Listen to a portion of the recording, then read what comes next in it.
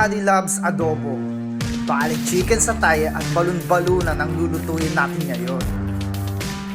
Nakakatakam na adobo kasi igang-iga ang sabaw nito, tropa.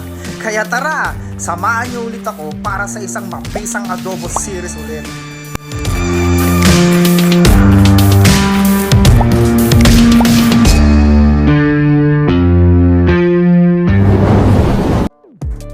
Bali meron tayong chicken satay at balon-balunan galing sa mahiwagang aparador.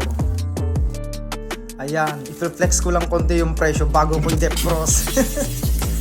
Pagkatapos hugasan at linisin, hiniwa-hiwaan ko yung part na matigas ng ating batikulig para siguradong manunuot sa kaloob-looban ang mga gagamiting pampalasa.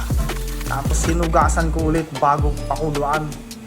Sunod na pakuluan ang atay. Pinapakuluan ko para siguradong mawalang lansa. Hindi ko trip kung hindi muna napakuluan.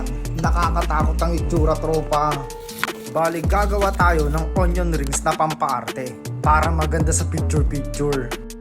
Tapos yung mga pangit na hindi po masasabilog-bilog, tatadtarin natin yan para panggisa. Yan, ganyan. See? Ganito lang din ang ginawa ko sa luya. Minsan kapag galit ako, dinidikdik ko to ng malala. Siguraduhin malinis na ang ating mga aromatics bago tadtarin. Tadtarin ayon sa trip mong design. Hinugasan ko ulit pagkatapos tanggalin ang buntot. Dinidikdik ko para mabilis balatan. Ganyan. Meron tayong dahon ng laurel, kalahating chicken broth cubes, darug na paminta, toyo, sukang puti, tapos mantika. Ay. Pinakulo ang chicken satay at balon-balunan, tapos red bell pepper na pampaarte, yung maliliit pang gisa, tropa.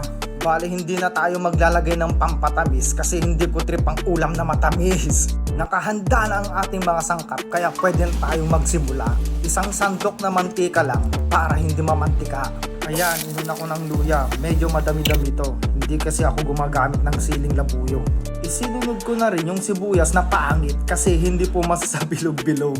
Tapos bawang at red bell pepper. Tapos kapag lumabas na ang kaluluwa ng ating ginisa, ilagay na ang pinakulo ang batikulang.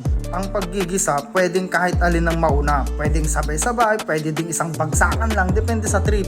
Inilagay ko na rin ang durog na paminta at toyo. Kiwar-kiwarin lang, tapno may tipa naka-absorb na. Takpan saglit, then lagyan ng isang tasang tubig. Ganyan. Inilagay ko na rin ang dahon ng laurel at kalahating chicken broth cubes. Takpan ng 48 years hanggang kumulo. At this point, siguraduhin malambot na ang batikulang bago ilagay ang pinakulo ang chicken satay.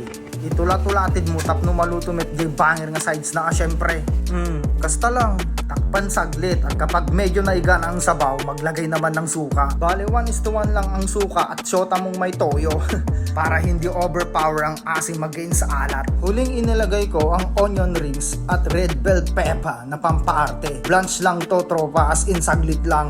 Ganitong texture ang nais nating ma-achieve. As in igang-iga. Huwag ka na muna mag-diet sis kung ganito ang adobong babanatan mo, tropa. Plating ang tawag sa paglalagay ng mga toppings or dekorasyon. Oh, may natutunan ka na naman. Bago ito i-serve, para ka nais-nais sa kakain at para maganda sa picture-picture. Oh, di masin mayang. Maraming salamat. Love you. So, paano? Peace.